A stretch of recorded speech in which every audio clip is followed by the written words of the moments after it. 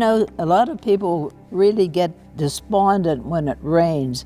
For some reason or other, I've always kind of enjoyed the rain. How about you? This poem is called Rain.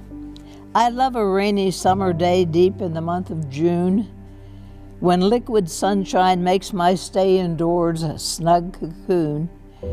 The misty light of afternoon bestows a verdant sheen, turns raindrops on the window panes to summer's deepest green.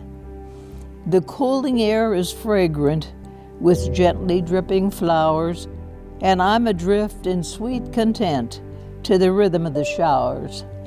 And so attuned here in the peace of nothing much to do, but see and feel and smell the rain that brings us life anew.